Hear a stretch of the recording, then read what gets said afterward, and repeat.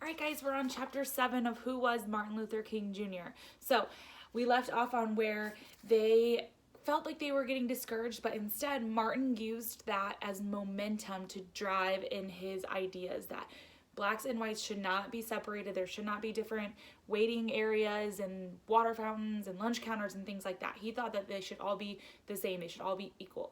So, chapter 7, Freedom Comes to Birmingham. Martin Luther King Jr. understood that the civil rights movement would suffer defeats, but now he was more determined than ever to prove the power of peaceful protest. He looked for the city with the toughest Jim Crow laws. It was Birmingham, Alabama. If Albany, Georgia was bad, Birmingham was worse. Schools were still segregated in Birmingham. The water fountains were marked colored in white. Birmingham's police commissioner was Bull Connor. He was very tough on black people. He made them afraid to speak out against Jim Crow laws.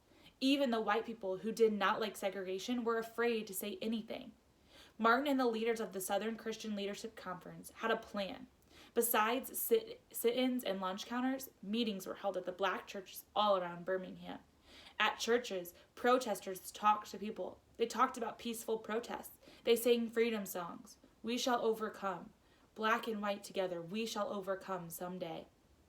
As Martin knew the songs inspired a crowd, they gave black people courage for a good cause. The Birmingham protests began. After 3 days of sit-ins, 35 people had been arrested. Now it was time for the second part of Martin's plan. Martin and the leaders of this SCLC decided to boycott white businesses. Martin knew this would anger store owners. Almost half the people living in Birmingham were black. Without black customers, stores would have a hard time making money. On April 6, Martin organized a march to Birmingham City Hall. Many people joined this march. Bull Connor was growing angry. He and the policeman took clubs and beat some of the protesters. Police dogs were let loose, but the people did not run away. Instead, they became stronger. Here's a picture of the protests.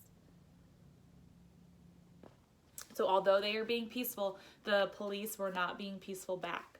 Okay? After 10 days, 500 people had been sent to jail. 500. Ooh. Some were released on bail, but about 300 remained locked up. Up until this time, Martin had not taken part in the marches. If he joined in, then he'd be arrested. And if he was in jail, he wouldn't be able to stay in charge. On April 12th, Martin and the other leaders of the protest met in Martin's hotel room. Martin's father and brother were there too. Martin Luther King Sr. wanted his son to come home. Easter was on Sunday, and he wanted Martin back at the church to preach. Some of the other leaders thought Martin should stay and lead a protest. Other leaders did not want him to march because they feared he would be arrested. And still, others thought that Martin should try to raise money to bail out protesters from jail. An argument started. Martin left the room to think and pray. When he returned, he was wearing jeans. He wore jeans whenever he went to jail. Martin had made up his mind. He would join the protesters on their next march. Just as expected, Martin was arrested. Usually he was able to call Coretta right away, but this time he was not allowed to make a call.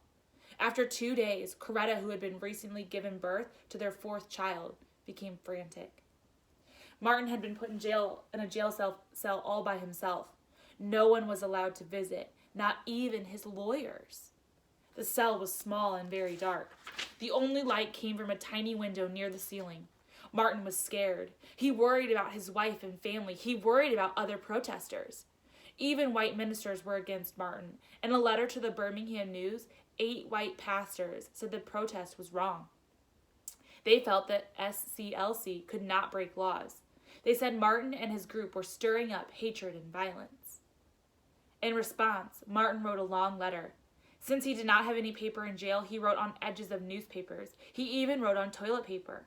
In this letter, Martin said that people should obey just laws, but they should disobey unjust laws. Even so, he said, they should always behave peacefully, and people should be ready to accept punishment for disobeying laws. Martin willingly served his time in jail. After 8 days, he was released. Martin could see the light of day again. Now, one of Martin's advisors had a new plan. He wanted to organize a children's march. At first, Martin was against the plan. Wasn't it too dangerous? But Martin's advisors did not think that the police would throw children in jail. Thousands of Birmingham children, from 6 years old to teenagers, were trained in peaceful protest. They joined together in marches, and yes, some children were put in jail. Okay, so here's a picture of Martin writing his letter from the Birmingham jail. And here are some pictures of the protests with the children. On May 2nd, a huge demonstration was planned. Thousands of young people wanted to take part. At one black school, the principal locked up the gates to keep the students inside, but they climbed over the gates. This march was too important to miss. They were marching for freedom. So you can see that they were jumping over the fence at the school because they wanted to take part in this. Bull Connor and his men came to the march too. They brought clubs to beat the protesters. Police dogs ripped the marchers' clothes. The police knocked down people with blasts of water from giant fire hoses. Then, the home of Martin's brother was firebombed. Other bombs were set around the city. But reporters were there too, and cameramen. They wrote stories. They filmed what was happening. By the 1960s, most American homes had a television. Through television, people became more connected to the outside world. It is one thing to read about an attack in a newspaper. It is quite different to see it happening on TV. Martin understood the power of television. He was glad that this struggle was being brought into people's living rooms on a daily basis. America was outraged. So, all the things that are happening in Birmingham now are being televised to the rest of the country that doesn't believe in what the people of Birmingham believe. So a lot of the rest of the country believe that everyone should be equal. So they're getting outraged by what's happening. So like, look at this picture of them spraying these just peaceful protesters. So that was all on TV. Okay. Many white business leaders in Birmingham were fed up. But what upsets many the most was not the violence, but all the lost business. They held a meeting and decided to give in on some of the marchers' demands. These were some of their promises. Lunch counters, restrooms, fitting rooms, and drinking fountains would be desegregated. So that means that they wouldn't be separate anymore. Blacks would be able to get better jobs. The protesters in jail would be released. A committee of black people and white people would be formed to help ease tensions between the races. At last, the Jim Crow laws in Birmingham were gone. Martin had won a great victory. So all of those things happened because they were doing peaceful protests.